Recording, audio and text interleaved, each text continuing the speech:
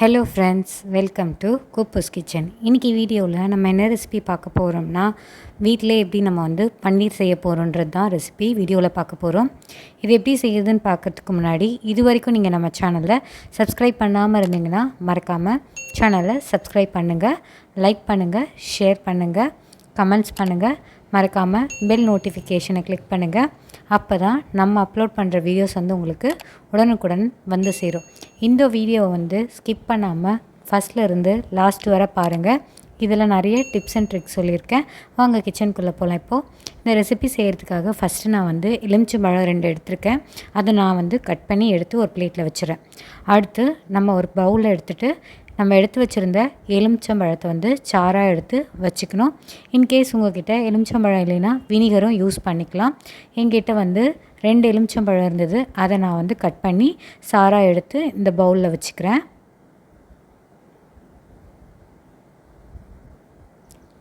So எல்லா எலுமிச்சம்பழமும் நம்ம வந்து சாராக எடுத்து பவுலில் வந்து வச்சாச்சு.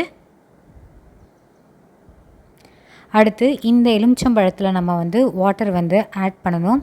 அதுக்காக நான் வந்து 1/4 கப் அளவு வந்து வாட்டர் எடுத்து வச்சுருக்கேன். இதை நம்ம எடுத்து வச்சுருந்த எலுமிச்சம்பழ சாறில் வந்து சேர்த்துக்கலாம். சேர்த்துட்டு நல்லா வந்து கலந்து விடணும். எலுமிச்சம்பழ சாறை வந்து அப்படியே வந்து பாலில் ஊற்றக்கூடாது. இந்த மாதிரி தண்ணியில் வந்து மிக்ஸ் பண்ணிட்டு தான் நம்ம சேர்த்துக்க போகிறோம். இந்த ரெசிபி செய்கிறதுக்காக நான் வந்து ஆவின் பால் தான் வந்து எடுத்திருந்தேன். ஃபுல் க்ரீம் மில்க் தான். ஸோ இதில் வந்து பன்னீர் மேக்கர் நான் வந்து யூஸ் பண்ணியிருந்தேன். பன்னீர் வந்து ப்ரிப்பேர் பண்ணணுன்றதுக்காக இது நான் வந்து மீஷோவில் தான் வாங்கினேன். ரொம்ப சிம்பிளாக இருந்தது. இந்த மேக்கர் வச்சு நம்ம வந்து பன்னீர் பண்ணுறப்போ இதெல்லாம் தான் வந்து பன்னீர் மேக்கரோட வந்திருந்தது. பன்னீரோட பாக்ஸு, அது கீழே ஒரு பிளேட்டு, மேலே வந்து ஒரு க்ளோஸ் பண்ணுற லிட்டு மாதிரி கொடுத்துருந்தாங்க. இந்த 3 எக்யூப்மெண்ட்ஸ் தான் நம்ம வந்து பன்னீரை வச்சு நம்ம மேக் பண்ண போகிறோம். இது ரொம்ப ஈஸியாகவும் இருந்தது. நம்ம பன்னீர் வந்து மேக் பண்ணுறதுக்காக இதை வந்து நான் மீஷோவில் தான் வாங்கியிருந்தேன். இது சர்க்கிள் ஷேப்லேயே வருது, ஸ்கொயர் ஷேப்லேயே வருது. நான் ஸ்கொயர் ஷேப்பில் தான் வாங்கினேன். நம்ம இப்போ வந்து பால் எடுத்து வச்சுருந்தோம் பார்த்திங்களா, ஃபுல் க்ரீம் மில்க்கு, அதை நம்ம வந்து ஒரு பவுலில் வந்து ஆட் பண்ணிக்கலாம். நான் வந்து 1 லிட்டர் பால் வந்து எடுத்திருந்தேன். ஆனால் நமக்கு வந்து 1 லிட்டர் பால் வந்து கிடைக்கல. அதனால் 1/2 லிட்டர் பால் 1/2 லிட்டர் பாலாக 2 வந்து வாங்கி வச்சுருக்கேன். இப்போ அதை வந்து ஓப்பன் பண்ணிவிட்டு நம்ம வந்து 2 பாலையும் வந்து நம்ம ஒரு பவுலில் வந்து சேர்த்துடலாம். நம்ம இந்த ரெசிபிக்காக ஃபுல் க்ரீம் மில்க் தான் வந்து யூஸ் பண்ணணும். அப்போ தான் நமக்கு வந்து பன்னீர் வந்து நிறைய கிடைக்கும். நீங்கள் க்ரீன் பேக்கெட்லாம் யூஸ் பண்ணிங்கன்னா பன்னீர் அவ்வளோ வராது. 1/4 டம்ளர் அளவு வந்து தண்ணி எடுத்து வச்சுருக்கேன். இப்போ வந்து கேஸ் ஸ்டவ் ஆன் பண்ணிவிட்டு ஒரு பாத்திரம் வச்சுட்டேன். 1/4 டம்ளர் அளவு வந்து தண்ணி வந்து இனிஷியலாக சேர்த்துக்கணும். தண்ணி சேர்த்ததும் நம்ம வந்து 1 லிட்டர் அளவு வந்து பால் எடுத்து வச்சுருந்தோம் பார்த்திங்களா, அதை வந்து சேர்த்துக்கலாம். ஸோ இந்த ரெசிபி செய்கிறப்போ நீங்கள் வந்து மீடியம் ஃப்ளேம்லேயே வச்சு செய்யுங்க. பால் நிறைய பொங்க சான்சஸ் இருக்குது. இனிஷியலாக லோ ஃப்ளேம்லேயே மீடியம் ஃப்ளேம்லேயும் அப்படியே ஃப்ரீக்வெண்ட்டாக மாற்றி மாற்றி வச்சு செய்யுங்க. நம்ம இதுக்கு முன்னாடி வந்து ப்ரிப்ரேஷன் வந்து அந்த பன்னீருக்காக வச்சுருந்தோம். கீழே ஒரு பவுல் மாதிரி வச்சுட்டேன், மேலே இந்த சல்லடை மாதிரி வச்சுட்டேன். இதை வச்சு தான் நம்ம வந்து மேலே பன்னீரோட மேக்கர் வந்து வச்சுருக்கேன்.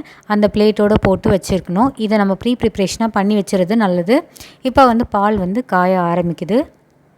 ஸோ நான் வந்து ஃப்ரீக்வெண்ட்டாக லோ டு மீடியம் ஃப்ளேம் வந்து மாற்றி மாற்றி வச்சு தான் பண்ணேன் இந்த ரெசிபி த்ரூ அவுட்டாக. இப்போ மேலே லைட்டாக வந்து பால் வந்து காய ஆரம்பிக்குது. கொஞ்சம் கொஞ்சமாக ஏடு கட்டுறதும் தெரியுது நமக்கு பாலில்.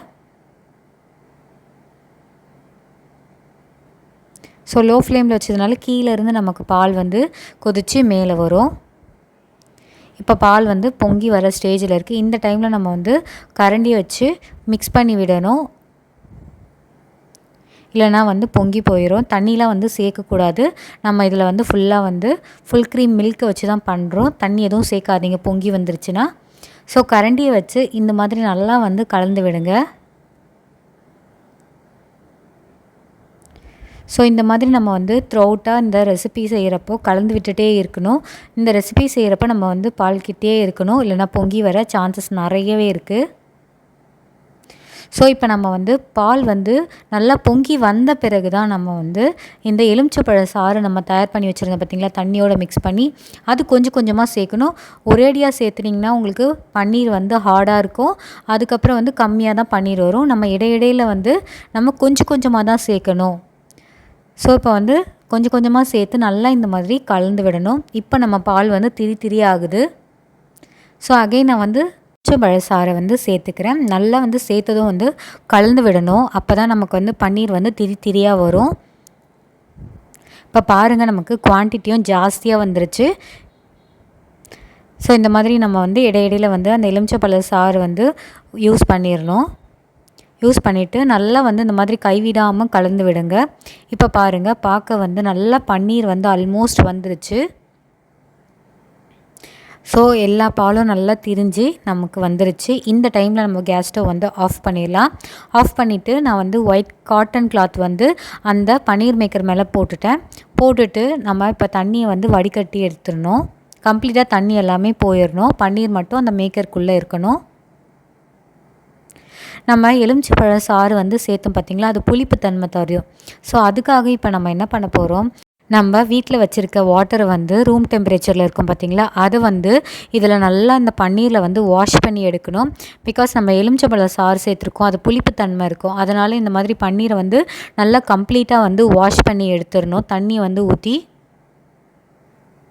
2லேருந்து 3 முறை நல்லா இந்த பன்னீரை வந்து வாஷ் பண்ணி எடுத்துக்கோங்க. அப்போ தான் நமக்கு அந்த புளிப்பு தன்மை வந்து போயிடும். இப்போ நல்லா வாஷ் பண்ணி எடுத்தாச்சு.